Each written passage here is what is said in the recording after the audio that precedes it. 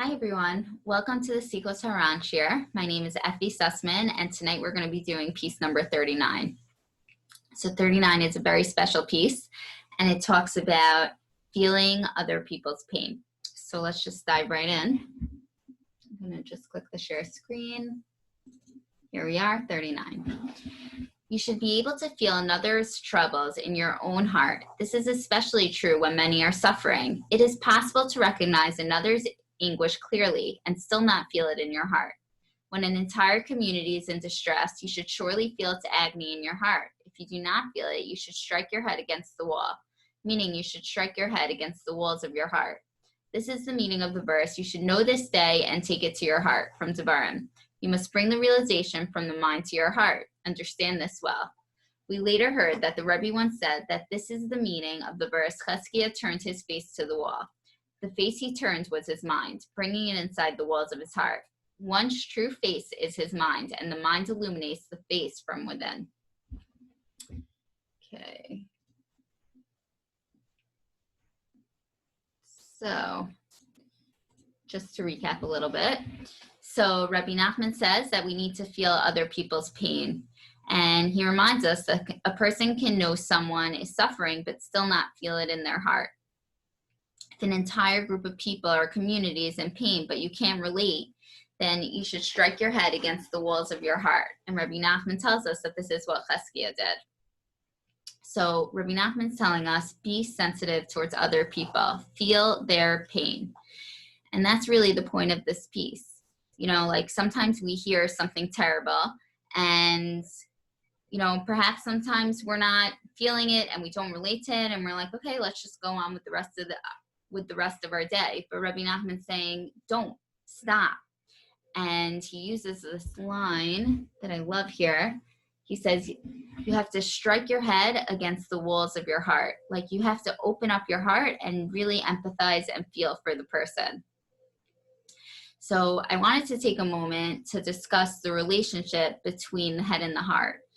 Like, I think everybody knows what it's like to feel so much emotion that we realize, like, we're not being rational. And on the other side of things, I think we also know what it's like to see something terrible or happy or anything and to not feel any emotion at all, like for the heart to be numb.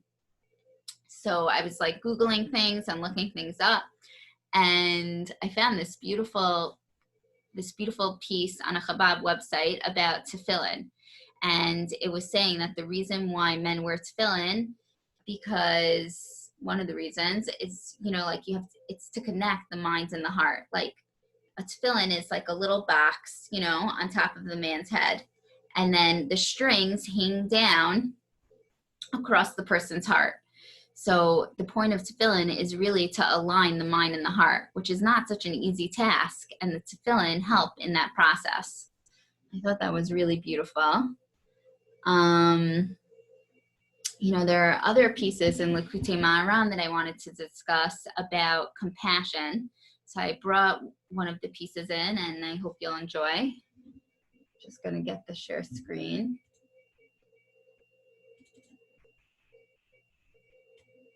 Okay, I'm going to rotate it, sorry, just give me a second. So I'm just bringing a piece of it. It's not the whole piece. So it's Lekutey Maharan, the first one, and it's piece number 119. When a person is in special need of God's love, God sends him an opportunity to show love to someone else. This is what makes it possible for God's love to be channeled to the person himself, because everyone who shows love for God's creatures is himself shown love. Thus it is written, he will give you love, i.e., he will give you the opportunity to show love to someone else, and then he will show you compassion. So Rebbe Nachman's saying that if a person wants godly compassion, he should show compassion to another human being. A person's ability to show love depends on his level of godly awareness. One who has godly awareness will have compassion.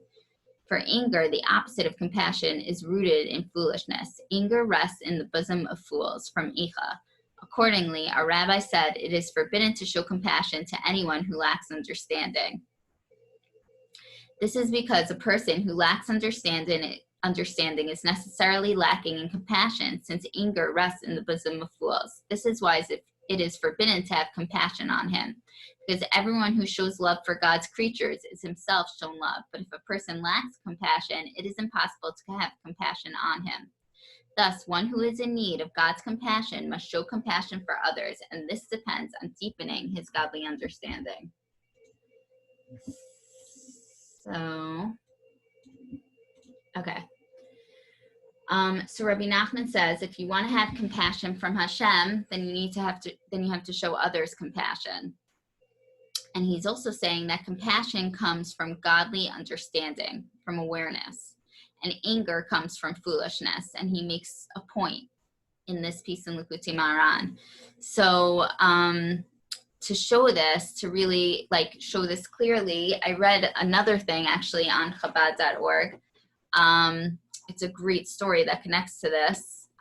So basically, a man sitting on a train, and a mother with 3 children come on the train, and the kids are very unruly and they're very wild, and the man's getting more and more agitated sitting next to this woman and her 3 children, and the mother sees that this man is losing it, so she turns to him and she says, listen, I want to apologize to you. I know that they're being very wild, the children, but I just want to let you know, we just came from the hospital and, my kids just lost their father.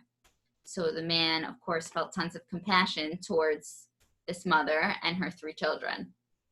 So I know it's an extreme story, but the point of the story is that the second the man felt compassion, the second the man understood and had godly awareness and saw what was going on, then right away he felt compassion. And when he didn't understand, when he was foolish, then he felt anger and he was getting really angry. So I think that story really shows what Rebbe Nachman's saying in this piece. I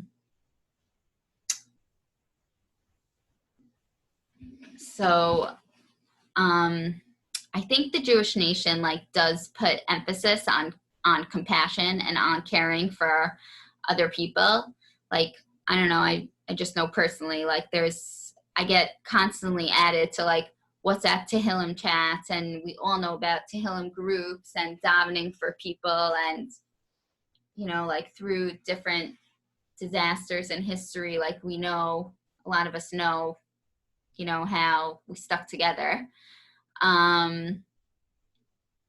There's another great story in Chaya Maharan that really addressed this point of our responsibility of feeling another person's pain that I wanted to share.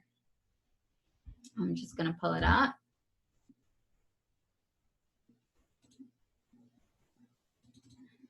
Okay. So it's called Why We Should Pray for Our Friends. Okay, we should pray for our friends when they are in trouble. Why our prayers for friends are effective can be understood from the story of a certain king who was angry with his son and sent him away.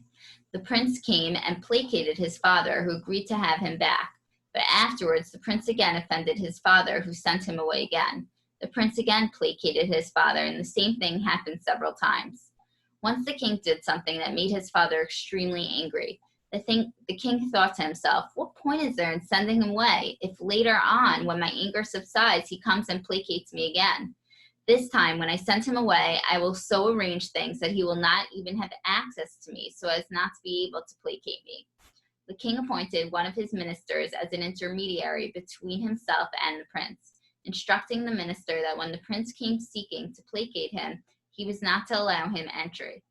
The prince came several times asking to be admitted to his father in order to placate him. However, the minister would not let him enter, for those were the instructions the king had given him.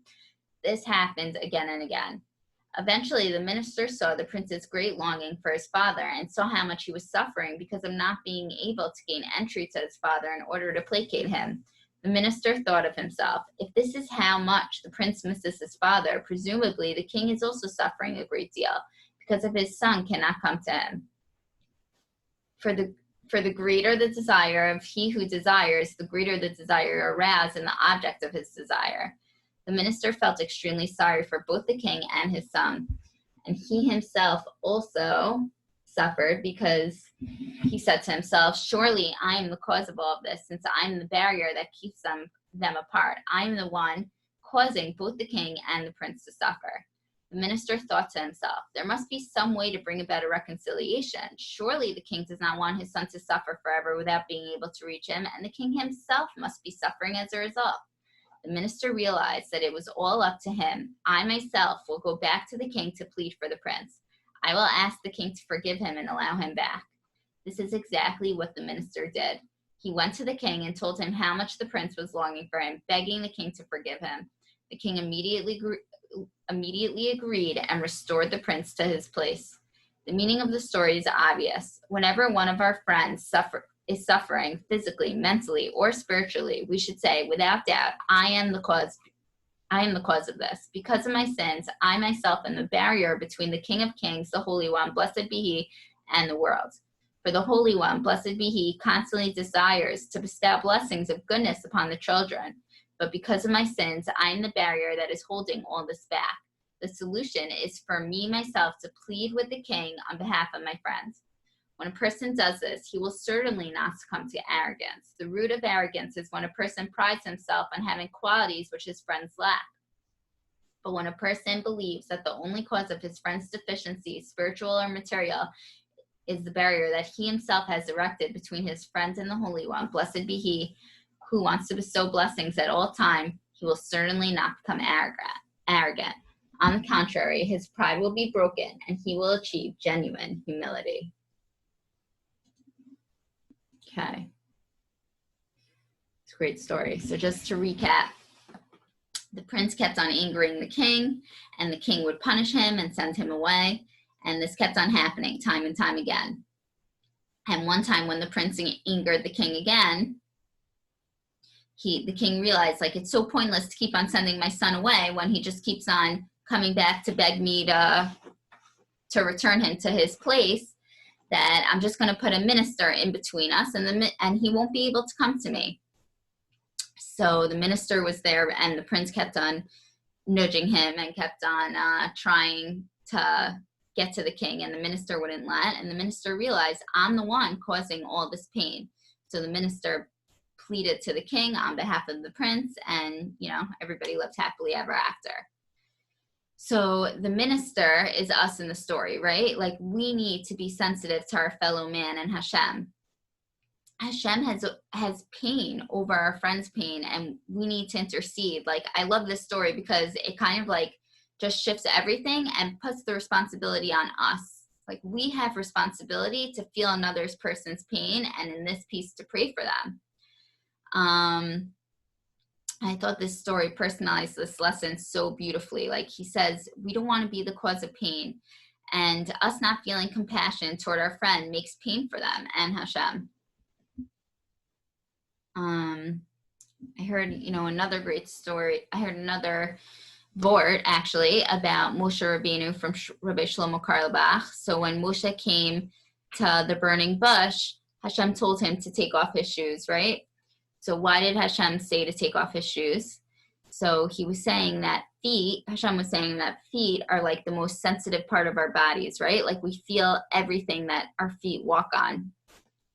And he was telling Moshe Rabbeinu, like, just like our feet are so sensitive, like, you're going to be leading my people out of Mitzrayim to Eretz Yisrael, and you need to feel every Jew, feel every pain that every Jew feels, feel all the suffering they went through, like, be there with them and feel every bit and be extremely sensitive to them. So I just want to sum up by saying, when we don't have compassion for others, then we're not aligning our minds with our hearts. And it just means that we need to stop and think and get understanding and put ourselves in other people's shoes. So thanks so much for listening. I hope you all enjoyed, and have a good night.